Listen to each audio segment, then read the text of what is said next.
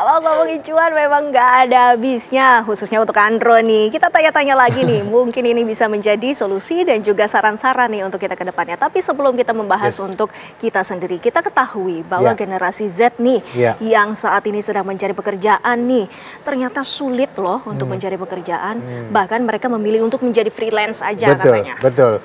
Ini lucu banget bahwa beberapa teman saya yang kerja di corporate, mereka seringkali bahkan ini teman-teman Gen Z juga, mereka seringkali mungkin juga dengar-dengar bahwa banyak teman-teman milenial atau Gen X yang mungkin merasa, ini kalau dapat karyawan Gen Z begini sebetulnya. Saya bilang tentunya semua kembali ke orangnya masing-masing kan begitu ya. Jangan salah, dulu pun juga milenial seringkali disalah-salahin sama generasi di atas ya Gen X. Dan para Gen X tanpa disadari mereka juga disalahin banyak oleh baby boomers kan gitu ya. Jadi itu wajar terjadi. Tapi intinya memang tidak bisa dipungkiri bahwa sekarang banyak sekali Gen Z yang memilih untuk jadi freelancer. Ini beda sekali dengan mungkin 15-20 tahun sebelumnya di mana Gen X misalnya mereka untuk memilih jadi freelancer tuh mereka agak kurang. Mereka lebih memilih fokus jadi karyawan. Kenapa? Karena kalau kerja karyawan lebih aman. Gaji tetap lah, bisnis ekonomi naik turun tetap dapat penghasilan. Sementara bagi Gen X melihat kalau orang freelancer tuh sangat berisiko pekerjaannya. Sementara Gen Z merasa bahwa it's okay memang kalau ekonomi naik penghasilan kita naik, kalau ekonomi turun penghasilan kita turun, tapi nggak apa-apa, kita tidak diatur oleh orang lain.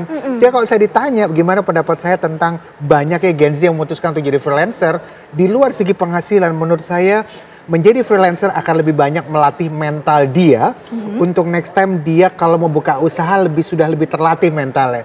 Dibanding para Gen X dulu yang mereka fokus jadi karyawan, begitu keluar dari karyawan dan menjadi pengusaha, mentalnya belum terlatih. Jadi positifnya adalah ketika seorang Gen Z memutuskan jadi freelancer, itu akan melatih mental dia sehingga ketika dia membuka usaha mentalnya sudah terlatih. Masalah nanti tidak langsung untung pun itu soal belakangan, tapi paling tidak mental dia sudah terlatih dalam menghadapi naik turunnya penghasilan dia. Ini artinya bahwa dengan pengalaman itu juga jadi banyak ahli juga ya? Betul. Dia jadi punya banyak skill, keterampilan dan dia tahu apa yang mesti dilakukan untuk menghadapi bisnis yang seperti ini atau seperti itu. Karena biar gimana freelancer itu menurut saya adalah bisnis dalam organisasi kecil. Ya seorang freelancer sama dengan organisasi bisnisnya satu orang sebetulnya. Iya. Nah sebelum kita membahas lagi masalah cuan nih yang seperti disebutkan oleh Andro, kita akan kembalikan ke Andro dan juga Sira yang akan mengatakan kepada kita apa saja sih titik-titik live dan juga pergantian tahun baru 2025. Sira dan juga Andro.